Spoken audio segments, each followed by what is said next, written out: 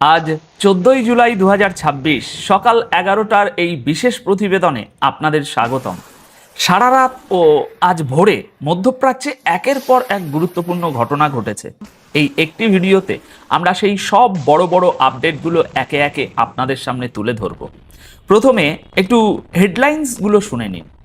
ইয়েমেনের হুতিরা মিসাইল দিয়ে সৌদি আরবের উপর একটা বড় হামলা চালিয়েছে। ওদিকে ডোনাল্ড ট্রাম্প নাকি সৌদিকে এই হামলার জন্য গ্রিন সিগন্যাল দিয়েছেন। দর্শক, ইয়েমেনে কি তবে যুদ্ধের নতুন ফ্রন্ট খুলতে চলেছে? এদিকে টানা তৃতীয় রাতেও ইরানের বিভিন্ন লক্ষ্যবস্তুতে হামলা চালিয়েছে আমেরিকা। হামলার পরের ক্ষয়ক্ষতির ছবিও প্রকাশ্যে এসেছে। ওদিকে ইরানও কিন্তু বসে নেই, প্রতিশোধ নিতে কুয়েতে আমেরিকার ঘাঁটির উপর ঝাঁকে ঝাঁকে মিসাইল ছুড়েছে তারা। এছাড়াও আপনি দেখবেন হরমুজ প্রণালীতে সংযুক্ত আরব আমিরাতের জাহাজে ইরান মিসাইল মেরে আগুন ধরিয়ে দিয়েছে, যেখানে বেশ কয়েকজনের মৃত্যু এবং আহত হওয়ার খবর আসছে। ইউএই এখন সরাসরি বদলা নেওয়ার হুমকি দিচ্ছে। একই সময়ে আপনার বাহরাইনেও শক্তিশালী বিস্ফোরণের খবর বেরিয়ে একেবারে নতুন উত্তেজনা আর আতঙ্ক সৃষ্টি করেছে। এগুলো তো শুধু হেডলাইন্স ছিল দর্শক, কিন্তু খবরগুলোর গভীরে গেলে পরিস্থিতি যে আরও বেশি গুরুতর সেটাই স্পষ্ট হয়ে উঠবে। চলুন এবার বিস্তারিত শুরু করা যাক। দর্শক, শুরুতে যে বড় খবরটা দেব সেটা প্রমাণ করে যে যুদ্ধের একটা নতুন ফ্রন্ট খুলতে চলেছে। ইয়েমেনের হুতিরা সরাসরি সৌদি আরবের উপর মিসাইল ছুড়েছে। 13 ও 14ই জুলাই রাতের খবর অনুযায়ী সৌদি নেতৃত্বাধীন মিলিটারি ফোর্সের দাবি, হুতিরা সৌদি আরবের দক্ষিণ অঞ্চলের দিকে বেশ কয়েকটি ব্যালিস্টিক মিসাইল ছুড়েছে। সৌদির দাবি, তাদের এয়ার ডিফেন্স সিস্টেম মিসাইলগুলোকে মাঝপথেই ধ্বংস করে একটা বড় ক্ষতি আটকে দিয়েছে। কিন্তু অনেক জায়গায় আবার দাবি করা হচ্ছে যে মিসাইলগুলো ঠিকই হিট করেছে। এখন হুতিরা কি বলছে শুনুন। হুতিরা বলছে, আমরা আগে হামলা করিনি, আমরা শুধু সৌদি আরবের হামলার জবাব দিয়েছি। আসলে ঘটনা হলো, কয়েক ঘন্টা আগেই ইয়েমেন সরকার, যাদের সৌদি আরব সাপোর্ট করে, সানার এয়ারপোর্টে হামলা চালিয়েছিল। ইয়েমেন সরকারের দাবি হচ্ছে এই হামলার আসল টার্গেট ছিল একটা ইরানি জাহাজ, যেটাকে তারা সানা এয়ারপোর্টে নামতে দিতে চায়নি, কারণ তাদের দাবি ওই জাহাজে হুতিদের প্রতিনিধিরা ছিল। কিন্তু এদিকে হুতিরা বলছে ইরানি জাহাজটা ঠিকই নিরাপদে ল্যান্ড করেছে এবং সৌদি আরব তাদের উদ্দেশ্য সফল করতে পারেনি। হুতিরা জানিয়েছে, সানা এয়ারপোর্টে হামলা করে সৌদি আরব এতদিন ধরে চলে আসা যুদ্ধবিরতি এবং নিরাপত্তা ভেঙে দিয়েছে। অর্থাৎ হুতিদের মতে এখন সৌদির প্রতিটি হামলার কড়া জবাব দেয়া হবে। দর্শক, পরিস্থিতি যদি এভাবেই এগোতে থাকে তাহলে আমেরিকা ইরান ইসরায়েল যুদ্ধের পাশাপাশি ইয়েমেন আর সৌদি আরবের মধ্যেও একটা খোলা যুদ্ধ শুরু হয়ে যেতে পারে। এর মানে হলো মিডল ইস্টে যুদ্ধের পরিধি এখন আরও বড় হতে চলেছে। ইয়েমেন আর সৌদি আরবের এই সংঘাতের গল্পে এবার ডোনাল্ড ট্রাম্পের নামও জড়িয়ে গেছে। আজ 14ই জুলাই সকালে আমেরিকান পলিটিক্যাল ম্যাগাজিন এক্সিওসের একটি রিপোর্ট অনুযায়ী সৌদি আরব ইয়েমেনের উপর যে বড় হামলাটা করেছে, তার আগে আমেরিকার প্রেসিডেন্ট ডোনাল্ড ট্রাম্প নাকি সৌদি ক্রাউন প্রিন্স মোহাম্মদ বিন সালমানকে এর জন্য সরাসরি অনুমতি এবং সমর্থন দিয়েছিলেন। আমেরিকান অফিসারদের বরাতে বলা হয়েছে যে ট্রাম্প হুতিদের বিরুদ্ধে এই সামরিক হামলার জন্য সৌদিকে গ্রিন সিগন্যাল দিয়েছিলেন। দর্শক, মনে রাখবেন, এখনও আমেরিকা বা সৌদির তরফ থেকে এর কোনো অফিসিয়াল সত্যতা পাওয়া যায়নি। কিন্তু যদি এই রিপোর্ট সত্য হয় তাহলে বুঝতে হবে সানা এয়ারপোর্টের হামলাটা শুধু সৌদির সিদ্ধান্তে ছিল না, এর পেছনে আমেরিকারও হাত ছিল। রিপোর্টে বলা হয়েছে 2022 সাল থেকে ইয়েমেন ও সৌদির মধ্যে যে 4 বছরের একটা অঘোষিত শান্তি চলছিল, এই হামলার মাধ্যমে সেটা পুরোপুরি শেষ হয়ে গেল। ওই চুক্তি ভেঙে গেছে। এখন যদি ইয়েমেন আর সৌদির মধ্যে আবার সরাসরি যুদ্ধ শুরু হয়, তবে আমেরিকা ইরান ইসরায়েল লড়াইয়ের সাথে এটা একটা নতুন এবং বিশাল বড় ফ্রন্ট খুলে দেবে। এবার শুনুন ইরানের উপরে হামলার খবর। 13 ও 14 জুলাইয়ের মাঝরাতে আমেরিকা আবারও ইরানের উপর বড়সড় হামলা চালিয়েছে। ট্রাম্প তো হামলার আগেই বলে দিয়েছিলেন যে আজ রাতে ইরানের উপর খুব জোরালো হামলা হবে এবং আগামী 2 দিন ধরে এই হামলা চলবে, অর্থাৎ আগামীকালও কিছু গড়বড় হতে পারে। ট্রাম্পের নির্দেশে আমেরিকার সেন্টকম ঘোষণা করেছে যে টানা তৃতীয় রাতের মতো ইরানের বিরুদ্ধে বড় মিলিটারি অপারেশন শুরু হয়েছে। ইরানি মিডিয়া বলছে এই হামলায় কেশম আইল্যান্ড, সিরিক, কাশ, বুশেহর, বন্দর আব্বাস এবং দক্ষিণ অঞ্চলের অন্যান্য এলাকাগুলোতে জোরালো বিস্ফোরণের শব্দ শোনা গেছে। আপনার মেহের নিউজ এজেন্সি জানিয়েছে দক্ষিণ পশ্চিম ইরানের ওমেদিহা শহরের বেশ কয়েকটা অংশেও আমেরিকার হামলার শিকার হয়েছে। সোশ্যাল মিডিয়ায় আসা এই ভিডিওগুলোতে কেশম আইল্যান্ড, সারাভান এবং ইরানের উপকূলীয় এলাকাগুলোতে যে হামলা হয়েছে তারপর ধোঁয়া আগুনের কুণ্ডলি দেখা যাচ্ছে। কিছু ভিডিওতে দাবি করা হয়েছে সমুদ্রের তীরে থাকা আইআরজিসির বেশ কয়েকটি স্পিডবোট এই হামলায় জ্বলে ছাই হয়ে গেছে। কোণার্কের আশেপাশেও হামলা হয়েছে বলে খবর আসছে। আমি সকাল 9টায় আপনাদের এই খবর দিচ্ছি। ভিডিও এখন আপনাদের কাছে এডিট হয়ে পৌঁছাতে হয়তো আরও অনেক আপডেট নতুন চলে আসবে। তবে এতটুকু পরিষ্কার যে আমেরিকা টানা 3 রাত ধরে ইরানের উপর বড় মাপের হামলা চালাতে সক্ষম হয়েছে এবং এই দুই দেশের যুদ্ধ এখন আগের চেয়ে অনেক বেশি ভয়ঙ্কর রূপ নিচ্ছে। আজ 14 জুলাই ভোরের খবর অনুযায়ী ইরান হরমুজ প্রণালী দিয়ে যাওয়া বেশ কয়েকটি জাহাজকে তাদের ওয়ার্নিং অমান্য করার কারণে নিশানা করেছে, আর এর জবাবে আমেরিকা ইরানের এই দক্ষিণ অঞ্চলের মিলিটারি ঘাঁটিগুলোতে ব্যাপক হামলা শুরু করেছে। কিন্তু ইরানও তো চুপ করে থাকার পাত্র নয়। ইরান বলছে তারা আমেরিকাকে আরেকটা বড় ধাক্কা দিয়েছে। 13 ও আজ 14 জুলাই রাতে ইরানি ফোর্সের বিবৃতি অনুযায়ী আমেরিকার তাজা হামলার জবাবে ইরান কুয়েতে থাকা আমেরিকার সামরিক ঘাঁটিতে আরও একটি বড় ড্রোন হামলা চালিয়েছে। ইরানি সেনা বলছে তাদের কামিকাজে সুসাইড ড্রোনগুলো কুয়েতের আমেরিকান ঘাঁটিতে থাকা communication system, fuel storage tank, patriot air defence battery, control tower এবং অস্ত্রের গুদামে সরাসরি আঘাত করেছে এবং বিশাল ক্ষয়ক্ষতি করেছে। শুধু তাই নয়, ইরানি নেভি দাবি করেছে যে তারা সমুদ্রে থাকা একটা আমেরিকান যুদ্ধ জাহাজেও ক্রুজ মিসাইল দিয়ে হামলা করেছে যখন ওই জাহাজটি ইরানের উপরে হামলা চালাচ্ছিল। দর্শক, আমেরিকা এখনও এর অফিসিয়াল কনফার্মেশন দেয়নি, কিন্তু ইরানের দাবি যদি সত্য হয় তবে এর মানে হলো যুদ্ধ আর শুধু ইরানের মাটিতে আটকে নেই। উপসাগরীয় অঞ্চলে থাকা আমেরিকার প্রতিটি মিলিটারি ঘাঁটি এবং যুদ্ধ জাহাজগুলো এখন সরাসরি ইরানের নিশানায় পরিণত হয়েছে। আপনারা বাহরাইনের ছবিগুলোও দেখুন। আজ 14 জুলাই ভোরের এই ছবি ও ভিডিওগুলোতে বাহরাইনে জোরালো বিস্ফোরণের পর আগুন আর ধোঁয়ার কুণ্ডলি দেখা যাচ্ছে। দাবি করা হচ্ছে ইরানি মিসাইলগুলো বাহরাইনে থাকা আমেরিকার ঘাঁটিতে আঘাত করেছে।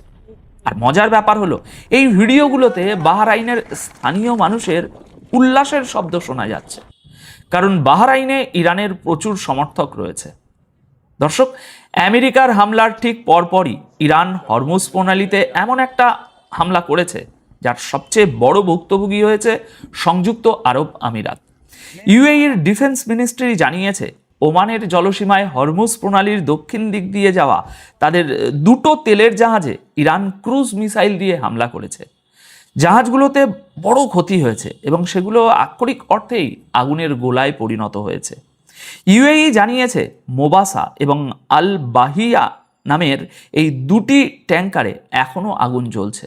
সবচেয়ে দুঃখের বিষয় হলো এই হামলায় একজন ভারতীয় ক্রু মেম্বারের মৃত্যু হয়েছে এবং 8 জন আহত হয়েছেন। আহতদের মধ্যে 6 জন ভারতীয় এবং 2 জন ইউক্রেনের নাগরিক, যাদের মধ্যে 4 জনের অবস্থা আশঙ্কাজনক। আমরা তাদের জন্য গভীরভাবে শোকাহত। ইউএই এই হামলাকে আন্তর্জাতিক আইনের খোলাখুলি লঙ্ঘন বলে জানিয়েছে এবং বলছে যে নিজেদের রক্ষার জন্য তারা যে কোনো পদক্ষেপ নিতে প্রস্তুত। ইউএই ফোর্স এখন হাই অ্যালার্টে আছে, অর্থাৎ ইউএই এখন সরাসরি বদলা নেওয়ার কথা বলছে।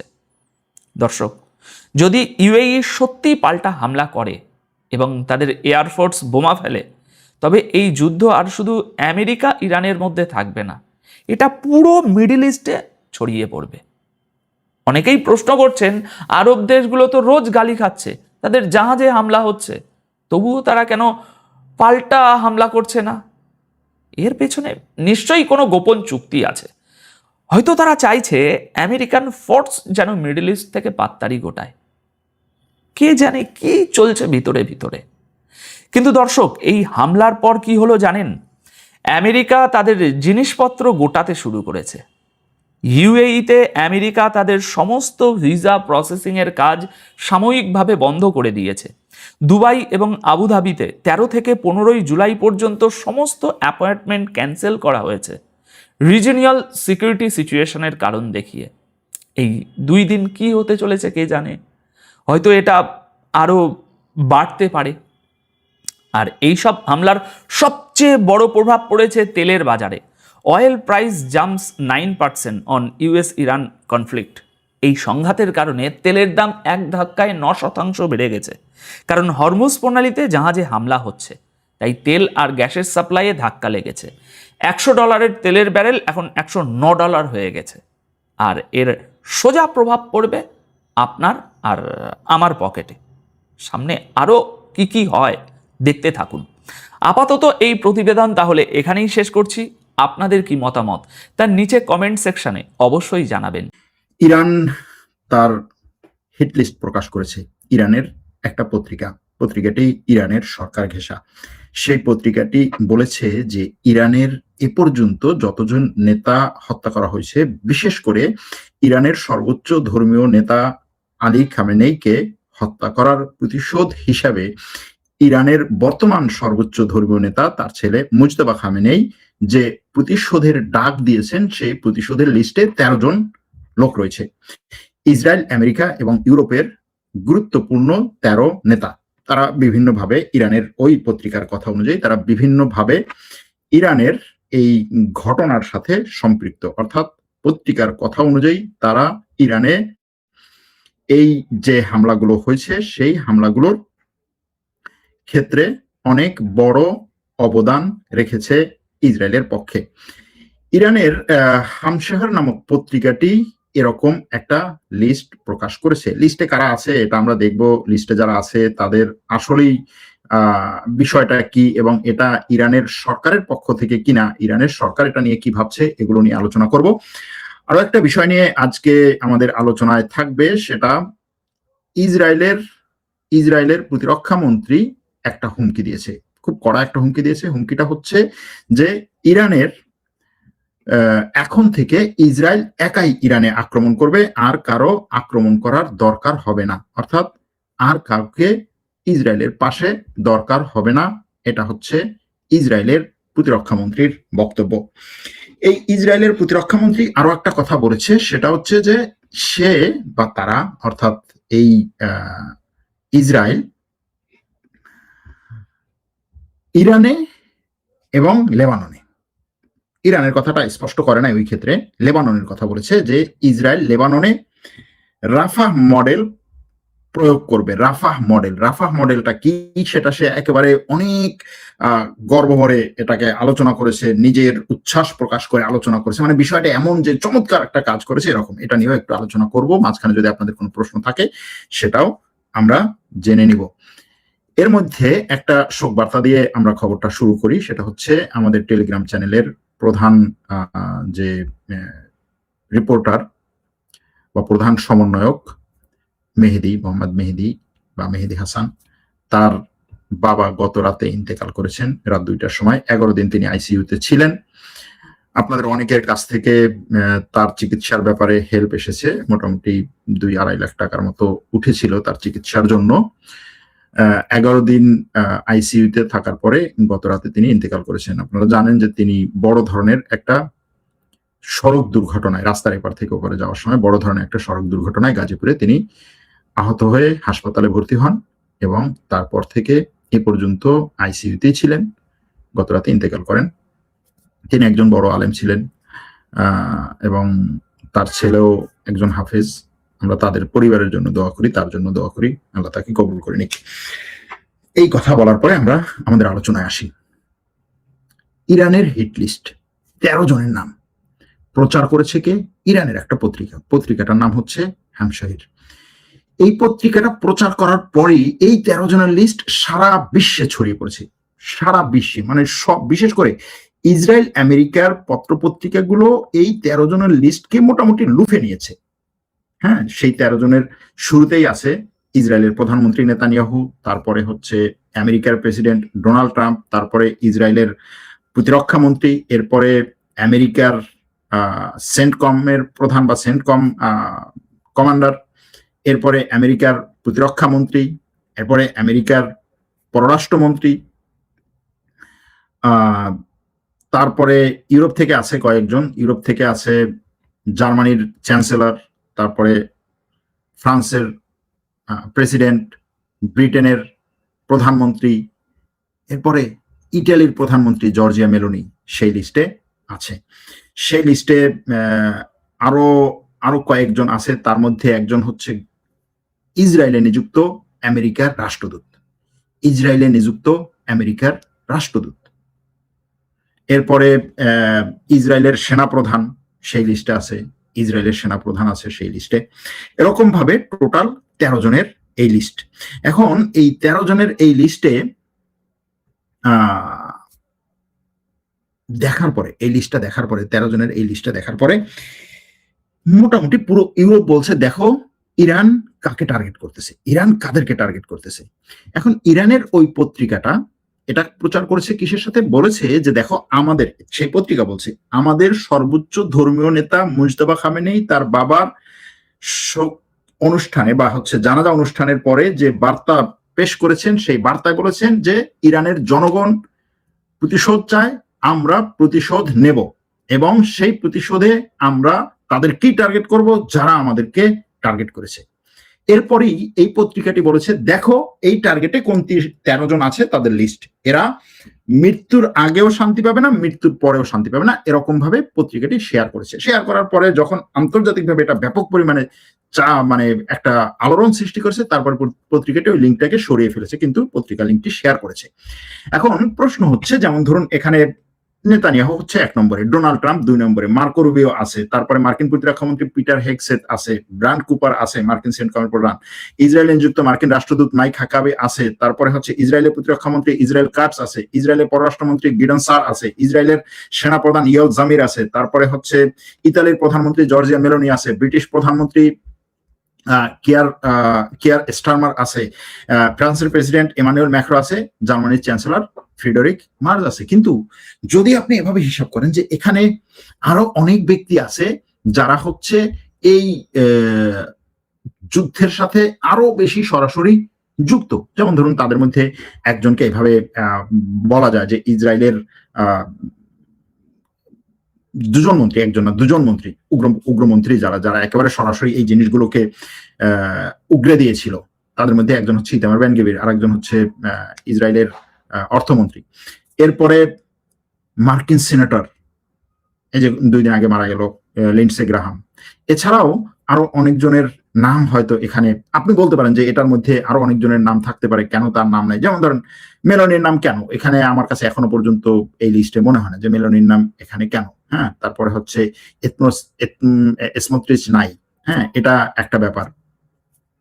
এরপরে হচ্ছে এখানে আরো অনেকগুলো বিষয় আছে, কিন্তু প্রশ্নটা হচ্ছে যে এই পত্রিকাটা এরকম নামগুলো প্রচার করে কি করতে চায়, তার আসলে উদ্দেশ্যটা কি? এটা একটা বড় প্রশ্ন যে এই পত্রিকার এই নামগুলো প্রচারের মাধ্যমে তার উদ্দেশ্যটা কি? এ কি আসলেই ইরানের পক্ষে কোনো প্রোপাগান্ডা চালাচ্ছে, নাকি ইরানের বিপক্ষে, ইরানের বিরুদ্ধে যারা আছে তাদের জন্য প্রোপাগান্ডা চালাচ্ছে? এরকম একটা বিষয় সামনে আসে।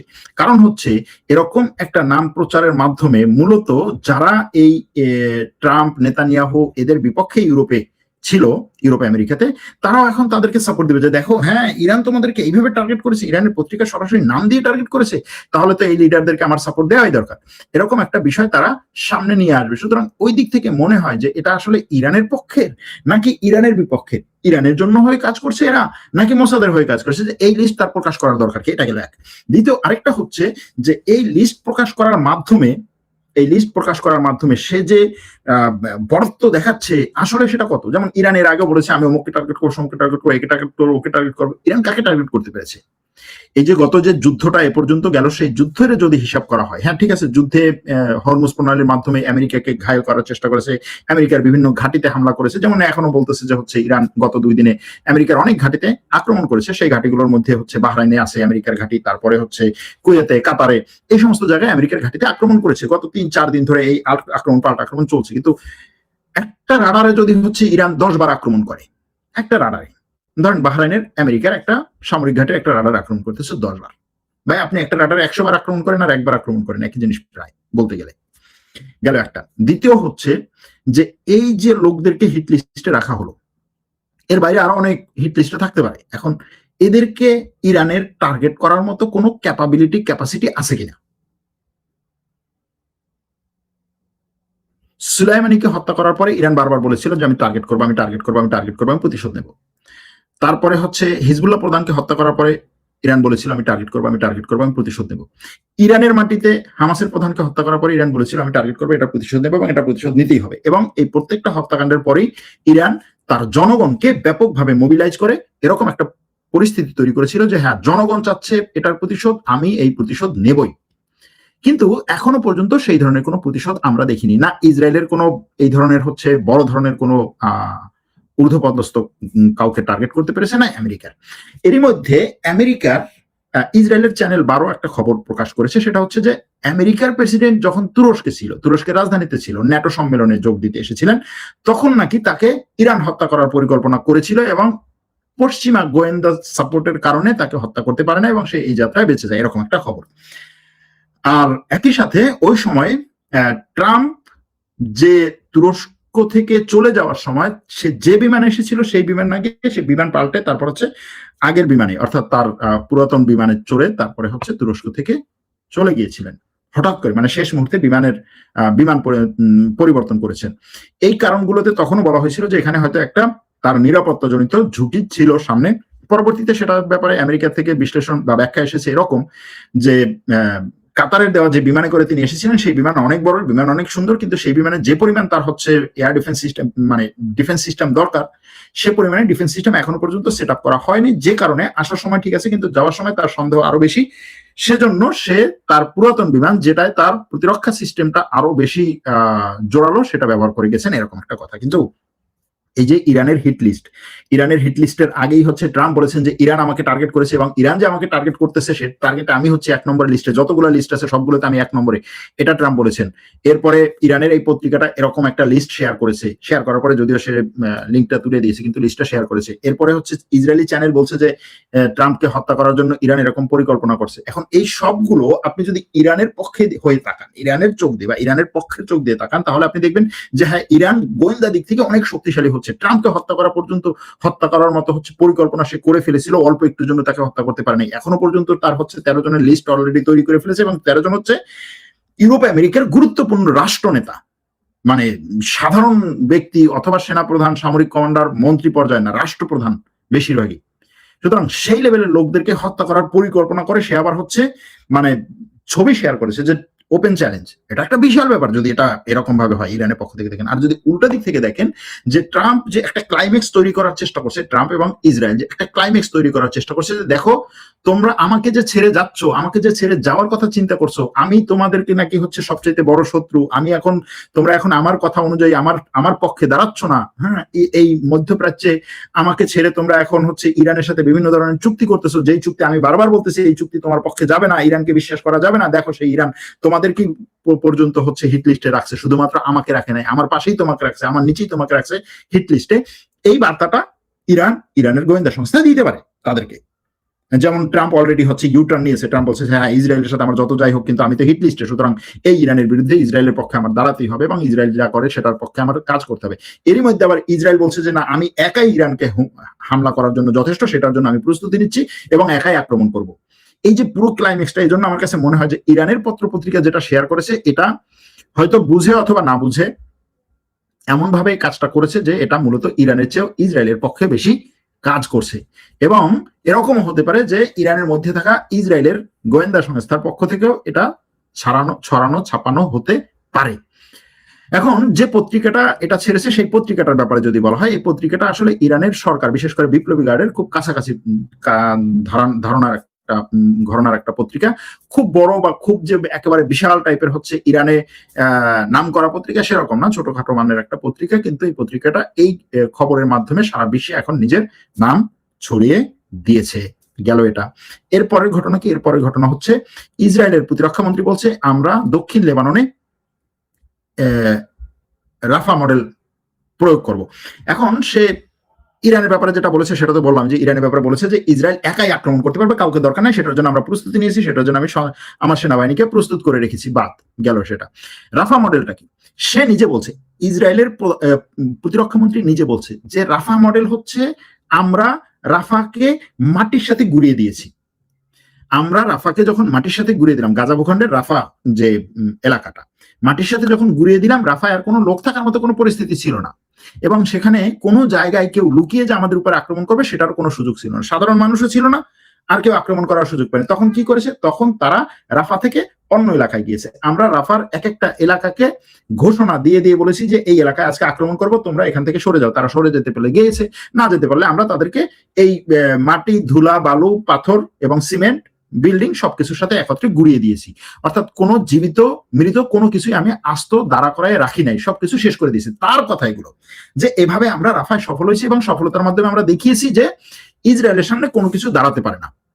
এটা দেখানোর পরে আমরা এই রাফা মডেল গাজার অন্যান্য এলাকায় প্রয়োগ করেছি, এবং প্রয়োগ করার মাধ্যমে যে ওই সমস্ত জায়গায় জীবিত যদি কিছু থাকেও, কোনো মানুষজনও যদি থাকে, তারা মাটির উপরে নাই, মাটির নিচে আছে, টানেলে আছে অথবা মাটির নিচে লুকিয়ে আছে, যেভাবেও। সুতরাং এই রাফা মডেল প্রয়োগের মাধ্যমে তার কথা হচ্ছে আমরা কি করেছি, আমরা ওই মডেলটা আস্তে আস্তে গাজার অন্যান্য জায়গায় প্রয়োগ করে এখনো পর্যন্ত গাজার প্রায় 80% জায়গা আমাদের কন্ট্রোলে নিয়ে এসেছি। এবং তার কথা হচ্ছে শুধুমাত্র আমাদের কন্ট্রোলেই না, বিষয়টা এরকম না যে আমি সেনাবাহিনী দিয়ে হচ্ছে ঘেরাও করে রেখেছি, সেরকম না, সেখানে আর কোনো লোক প্রবেশ করতে পারছে না, এবং ওটা পুরোপুরি এখন আমাদের জায়গা। এটা তারা দক্ষিণ লেবাননে প্রয়োগ করবে, এটা হচ্ছে তার কথা। তার মানে হচ্ছে কি, যে দক্ষিণ লেবাননে যে সমস্ত বসতিপূর্ণ জায়গা আছে সেই জায়গাগুলোকে আমি মাটির সাথে মিশিয়ে দেব, সেই জায়গায় যত মানুষ আছে আমি তাদের সবাইকে হত্যা করব, সেখানে কোনো একটা জীবকে আমি বাঁচতে দেবো না। ইতিমধ্যে আপনারা জেনেছেন যে সেখানে প্রচুর পরিমাণে হচ্ছে গাছ তারা কেটে ফেলেছে, উঠিয়ে দিয়েছে, উগড়ে দিয়েছে। তারপরে হচ্ছে সেখানে যে সমস্ত ফসলই জমি ছিল, ধরেন যে সমস্ত ফসল সেখানে হয়, সবজি হোক, তারপরে ধান, গম, যাই হোক, সেই ফসলগুলোর উপরে তারা এমন সব ঔষধ বা রাসায়নিক দ্রব্য ছিটিয়ে দিয়েছে যে ওগুলো সব মারা গেছে। অর্থাৎ মাটির উপরে সবকিছু তারা মেরে ফেলার যে পরিকল্পনা, সেটা সে স্পষ্টভাবে নিজে বলেছে যে আমরা এই পরিকল্পনা নিয়ে দক্ষিণ লেবাননে আগাচ্ছি, এবং দক্ষিণ লেবাননের যে জায়গাগুলো আছে ওই জায়গাগুলোতে আমরা যখন হচ্ছে কোনো বিল্ডিং থাকবে না, কোনো বাড়িঘর থাকবে না, কোনো মানুষজন থাকবে না, তখন তার কেউ আসতেও পারবে না। সুতরাং ওই জায়গাটা আমাদের হয়ে যাবে। এটা হচ্ছে তার এই পরিকল্পনা, এবং সে বলছে যে এই পরিকল্পনা নিয়ে আমরা কাছে। কে বলছে? ইসরায়েলের প্রতিরক্ষা মন্ত্রী, যে সেনাবাহিনীকে পুরো পরিচালনা করে যুদ্ধ চালানোর ক্ষেত্রে নেতানিয়াহুর পরে দ্বিতীয় ক্ষমতাধর যে ব্যক্তি, সে এভাবে বলেছে, এভাবে বলেছে, এভাবে বলেছে। এটা কেন বলছি জানেন? কোনো একটা দেশ অন্য কোনো একটা দেশে এই ধরনের সাধারণ মানুষকে হত্যা বা গণহত্যা অথবা তাদের কথা অনুযায়ী যে মিলিটারি অপারেশন যখন চালায়, তখন সে বলে যে হ্যাঁ আমরা সর্বোচ্চ মানে কি বলে কেয়ার করতেছি যে সাধারণ মানুষ যেন এটা মারা না যায়, সাধারণ মানুষের জানমাল নিরাপত্তার জন্য আমরা সবকিছু করবো, সবকিছু করার চেষ্টা করতেছি, তারপরেও যদি হচ্ছে সাধারণ মানুষ দু একজন হচ্ছে নিহত হয় তাহলে সেটা আমরা খতিয়ে দেখবো, এরকম ভাবেই সব দেশগুলো বলে। কিন্তু সে ওপেনলি বলতেছে যে আমার কাজই হচ্ছে সাধারণ মানুষকে মারা এবং তাদেরকে জাতিগত নিধন করা, এটা তার মুখের কথা। অথচ তারপরেও দেখবেন কেউ যদি তখন তাদের বিরুদ্ধে বলে যে তুমি জাতিগত নিধন করতেছো, বলছেন না না না না তুমি আমাকে হচ্ছে দোষ দিচ্ছ আমি ইহুদি হওয়ার কারণে, মানে একটা বর্ম পরে আর কি, ওই যে অ্যান্টিসেমিটিজম যে বর্মটা। যাই হোক, এই হচ্ছে পরিস্থিতি। ইরান আমেরিকার মধ্যে পাল্টা আক্রমণ, পাল্টা আক্রমণ। আমেরিকা ইরানের উপর আক্রমণ করছে, ইরানের 140টা জায়গায়, 150টা জায়গায়, বিভিন্ন জায়গায় আক্রমণ করতেছে। ইরান আবার আমেরিকার এই অঞ্চলে যে সমস্ত ঘাঁটিগুলো আছে সেগুলোতে আক্রমণ করতেছে। এটা চলতেছে, হরমুজ প্রণালী বন্ধ আছে। এই হচ্ছে যুদ্ধ পরিস্থিতির সর্বশেষ খবর। আজ এখানেই রাখছি। ভালো থাকবেন, সুস্থ থাকবেন। আল্লাহ হাফেজ।